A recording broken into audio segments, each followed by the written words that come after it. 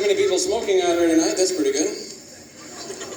Kind of bothers some people. If you're in a sleazy place like this and people start smoking, you know. So. It doesn't bother me in a nightclub because I'm used to it. If I'm in a restaurant, though, and I'm eating and someone says, "Hey, mind if I smoke?" I say, "Oh, no, do you mind if I fart?"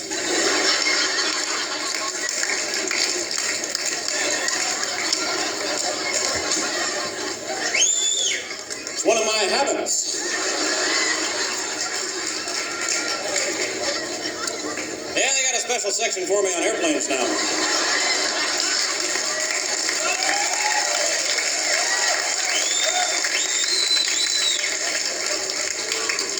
I quit once for a year, you know. But I gained a lot of weight. It's hard to quit. You know, after sex, I really have the urge to light one up, huh?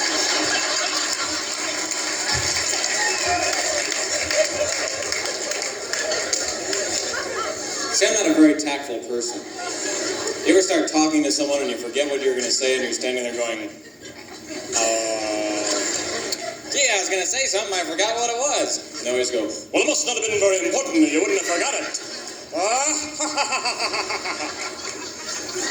I would say, oh, I remember, I'm radioactive.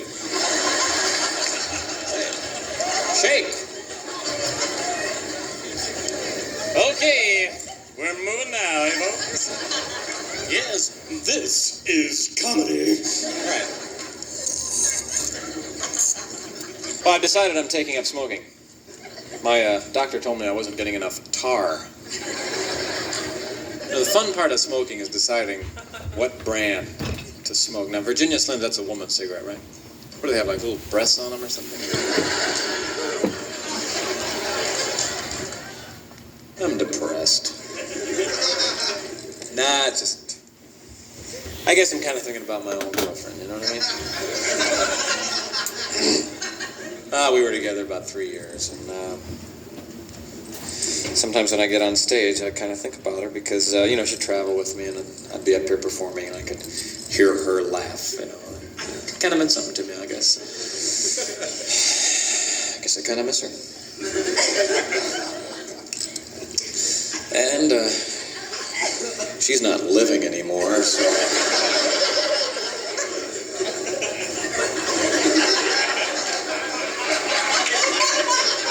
You think that's funny? I guess I kind of blame myself for her death. We were at a party one night, and we were getting along, we were fighting, and she began to drink. And she ran out to the car, I followed her out, and I guess I didn't realize how much she'd been drinking. She asked me to drive her home, and I refused. We argued a little bit further. She asked me once again, would you please drive me home? I didn't want to, so I shot her.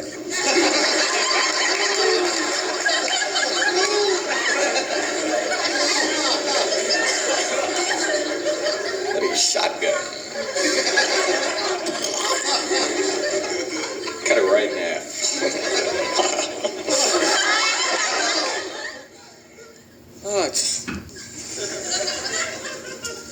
I'm so mad at my mother. I don't know. She's 102 years old. She called me up the other day. She wanted to borrow $10 for some food. I said, hey, I work for a living. So I loaned her the money. I have one of my secretaries take it down. And yesterday she calls me up and says she can't pay me back for a while. I said, what is this bullshit, huh? So I worked it out with her. I'm having her work on my transmission.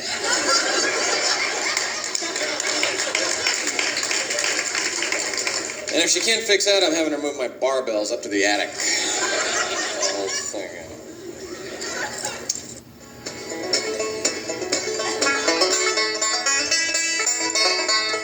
When you're with me, it's like being at Shakey's Pizza all the time. You know, it's just...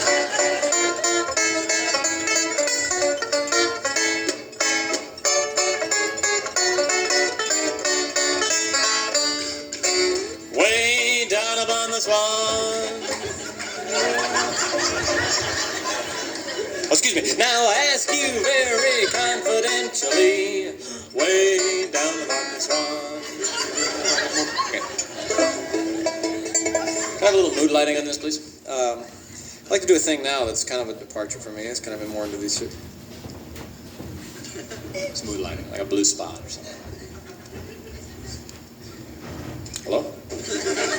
Nobody back there? That's okay. I thought there might be somebody back there. Okay, I guess I figured closing night, you know what the heck, doesn't make any fucking difference. Kind of pissed off about this because it's been going on all week, and I think by now I have it under control. But I don't know. You see, this club has been in business about 5 or 6 years. It was first actually the Troubadour at first, and then it became the boarding house. And you know, they still have a lot of hippies working here, and I can understand the drug thing. You know, so they feel that it's more important to take the drugs than to do a good show for the people. You know, I'm really up to here with this. It's just a matter that, you know, I am on stage, and it's my house out here, you know what I mean? And I come out, and I'm giving, and I'm giving, and I'm giving, and I keep giving, and I give some more. And I make a simple request. I say, hey, could I possibly have a blue spot? But I guess the lighting crew feels they know a little bit more about show business than I do. Although I've been in the business a few years, and I think I know what works best. I'm sorry, but I am angry. I come out here, and I can't get a little cooperation from the backstage crew.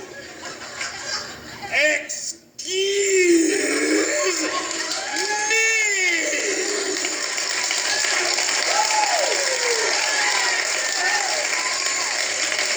I'm sorry, I'm pissed.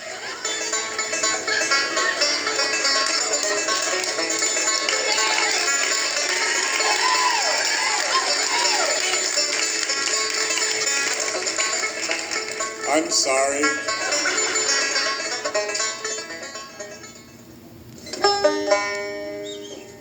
Thank you. You know, folks, when I was a kid, I was very close to my grandmother.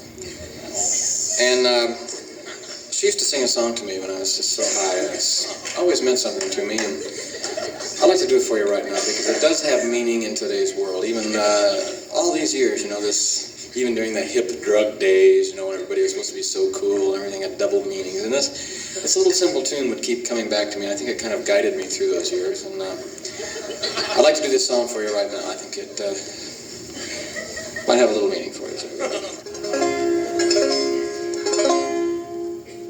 Be courteous, kind, and forgiving.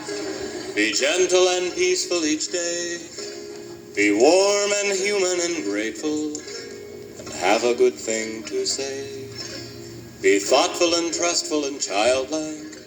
Be witty and happy and wise. Be honest and love all your neighbors. Be obsequious, purple and clairvoyant. Be pompous, obese, and eat cactus.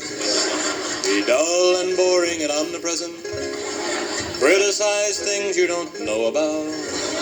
Be oblong and have your knees removed. Be tasteless, rude, and offensive. Live in a swamp and be three-dimensional. Put a live chicken in your underwear. Get all excited and go to a yawning festival. Okay, everybody. Be courteous, kind, and forgiving.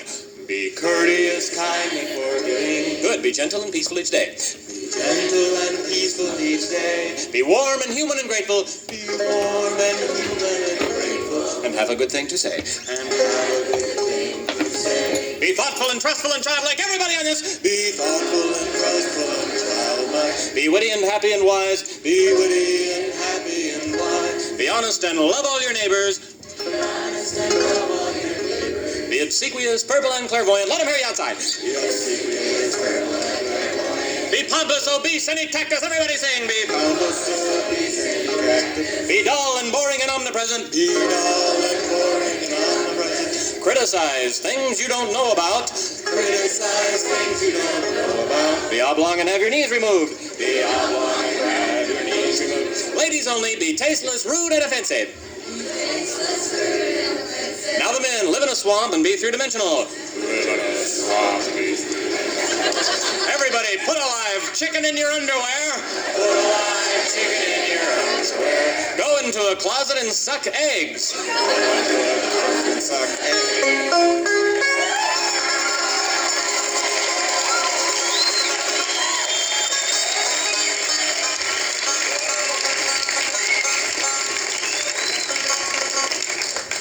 You guys are going to be on a record.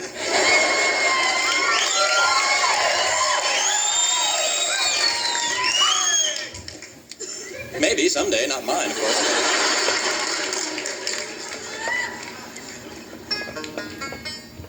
Well, anyway, oh, this is an interesting thing. I gave my cat a bath the other day.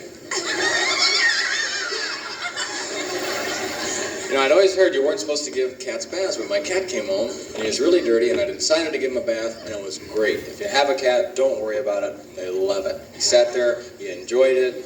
It was fun for me, you know, and the fur would stick to my tongue, but other than that, you know, that's great.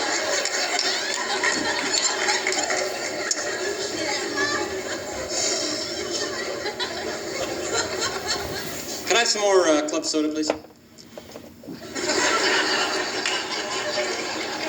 That's all it is, club soda. I'm not into the drug scene or the booze scene or the dope scene. I'm not into that. And I think people who are should be taken out and maimed. You know, a lot of people come to me and they say, Steve, how can you be so fucking fat?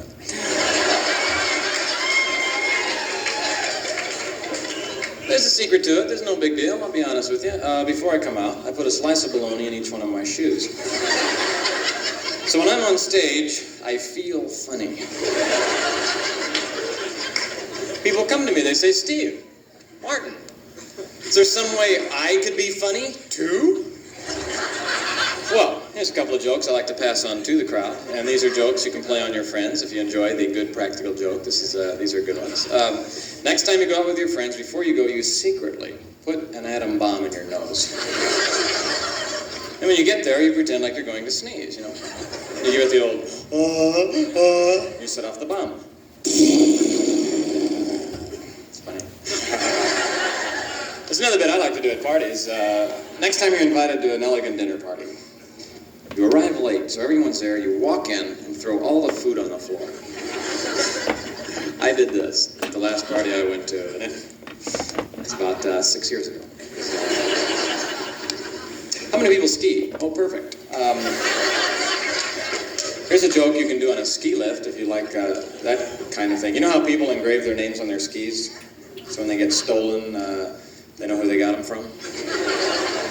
They call you up and thank you. Ted Robinson, thank you very much. So, next time you get on a ski lift with a stranger, you look over and you get his name.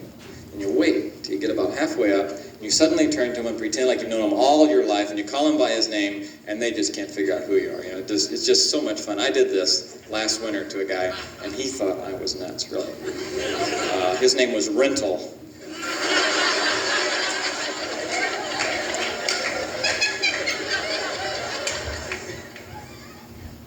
You've been great, really. I want to thank each and every one of you for coming by. Thank you, thank you, thank you, thank you, thank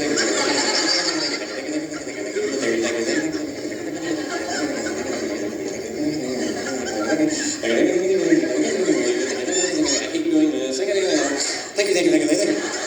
So I guess I'll get rambling now, because I'm a rambling guy. I got a lot of important things to do. You kidding? A guy like me without important things to do? What time does TV go off? I can't be doing this seriously. I've got a show to do a little later, so I gotta get rambling, and you've been great, and you know, you've got to laugh once a day, and that's why I feel proud to be up here as a semi-professional comedian, providing laughs in this way. Laugh once a day, because a day without sunshine is like night. I guess I'll get going now, and I would like to remind you of something the great Maharishi Guru taught me over 15 years ago. Maharishi was a close personal friend of mine, and I studied with him for 15 long, boring years. I didn't really learn that much. The day I was leaving, the Maharishi said something to me I've never forgotten.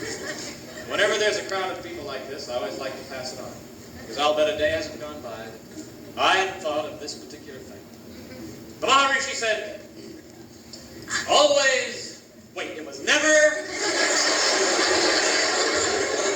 said, always take a litter bag in your car. It doesn't take up much room. If it gets full, you can just toss it out.